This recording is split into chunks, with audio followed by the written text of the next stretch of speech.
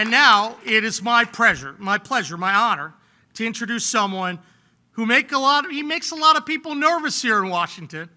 That's Secretary Kennedy. Secretary Kennedy? This is a guy that's willing to speak the hard truths and stand up for everyday Americans. Even when it's not popular, he stands up, he makes it happen. Let's join me in welcoming him, a warrior for America's children, RFK Jr.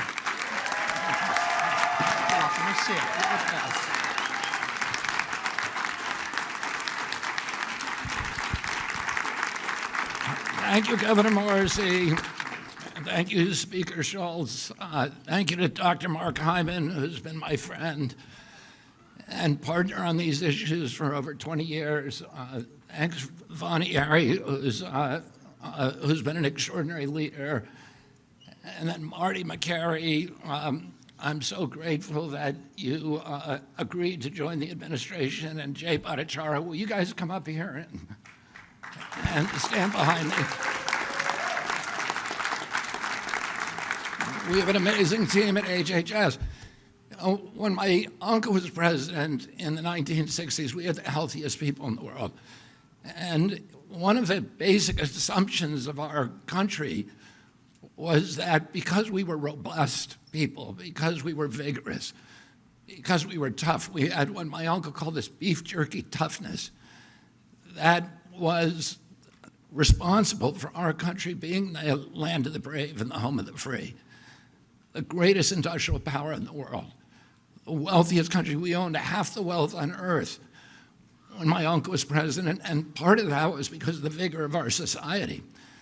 And that's one of the reasons he started the Presidential Council on Physical Fitness, because he saw that he felt that Americans were getting soft, and it was going to steal from us and erode all of our leadership, our moral authority, and our values, and our role as an exemplary nation.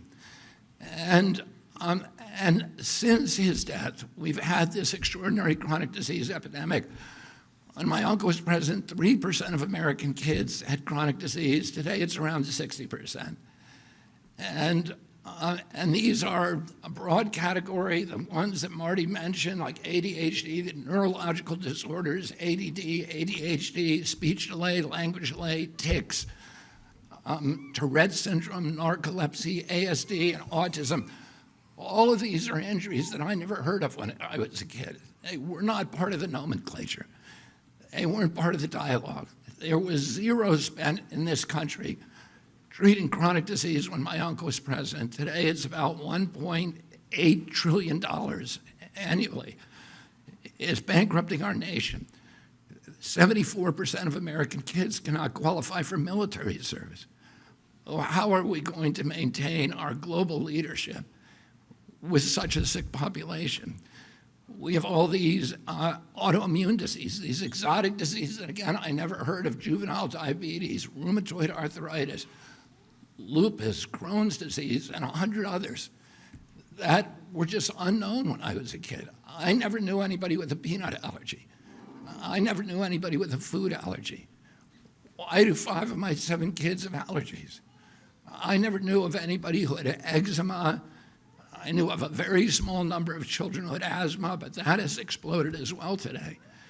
And our fertility is dropping dramatically. Teenagers in this country today have the same testosterone levels as 68-year-old men. Our girls are reaching puberty 6 years early, from 10 to 14 years old. And this is existential for our country. And we have to address it. And one of the problems, when I met with, and I want to commend the food companies for working with us to achieve this agreement or this settlement.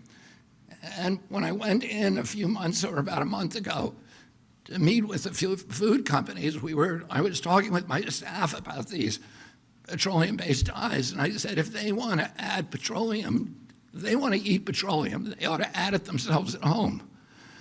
But they shouldn't be feeding it to the rest of us. And without our knowledge or consent. And unfortunately, we're going to get rid of the dyes, and then one by one, we're going to get rid of every ingredient and additive in food that we can legally address.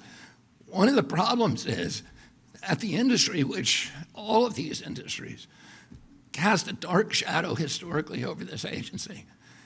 And there's so many conflicts that we are now systematically eliminating. That has allowed them to suppress the science. There's shockingly few studies, even on food dyes, and on all these other ingredients as well. And Jay Bhattacharya, who is here and who's running the director of NIH, is now narrowly targeting these kind of food additives for scientific study, so that one by one we can start eliminating them where they can. Where we can't, there's things that we'll never be able to eliminate, like sugar. And sugar is poison, and Americans need to know that. It is poisoning us. It's giving us a diabetes crisis. When I was a kid, I always say this, a typical pediatrician would see one case of diabetes in his lifetime. Today, it's 1 out of every 3 kids who walks through his office door. In our most recent study from NIH, 38% of American teens, it's half our adult population. This is existential. We are spending as much on mitochondrial disorders like diabetes as we spend on our military budget. We can't continue to exist like this.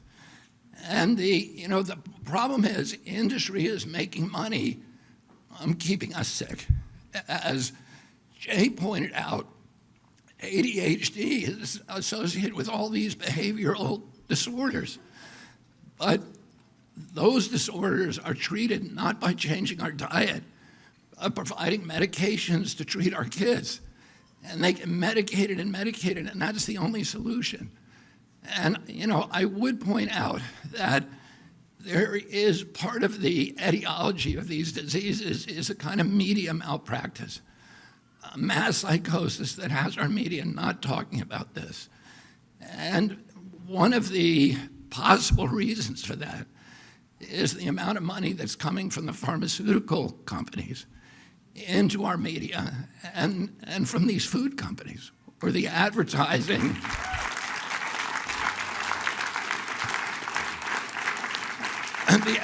The advertising has at least plays a factor. So that revenue, that extraordinary revenue stream, in disabling their capacity or their inclination for skepticism and for critical thinking. So Americans don't know what they're eating, and they don't know the implications of those things. And for those products, Mark Hyman says in his book, the 10-day sugar detox diet, which I'll give a plug to, is a very good book. He talks about how dangerous sugar is and how it's as addictive as crack. And our children are addicted to it from when they're little kids. Our agency recommends, I think, a huge amount of sugar for kids from when they're born. And it's hurting them, and it's addicting them, and it's changing their taste buds so that they crave it. And it's disabling our population. So for those ingredients that we can't ban legally, we're going to start informing Americans about what they're eating. And we're going to try to work with Congress and the White House to make sure that we have adequate labeling so mothers who go into the grocery stores know what is good for their children and what is not. I want to say one other thing about the moms. When I went and spoke for the first time, and I met with the heads of all the food industry companies, one of the things that they said to us is that the worst thing for us is if we have a patchwork of legislation in all these different states, because then we're not capable of marketing nationally distributed products, because we're going to have different regulations in every state. And they didn't want that, and that's one of the reasons they came to the table with us. I want to thank Speaker Schultz. I want to thank Governor Morrissey, and I visited many other governors in Virginia and other states that are having these local bans. Those bans have given us leverage.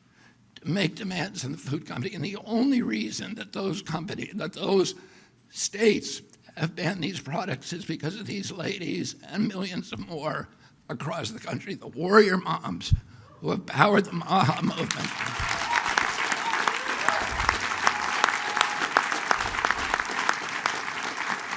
And I just want to urge all of you, it's not the time to stop. It's the time to redouble your efforts, because we have them on the run now, and we are going to win this battle. And 4 years from now, we're going to have most of these products off the market, or you will know about them when you go in the grocery store. So I want to thank you.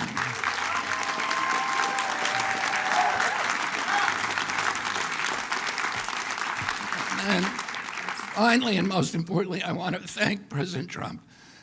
President Trump often, says that he's going to make America great again. But he knows that he cannot make our country great again if our country is weak, if we're not healthy, if we don't have vigor, if we're not a robust people. He says that he's going to restore the American dream. And a healthy person has 1,000 dreams. The sick person only has one. And right now, there's 60% of the people in this country who have only one dream, that they can make it through a day without pain, with energy, without having to take medications. And we are going to change that for our country.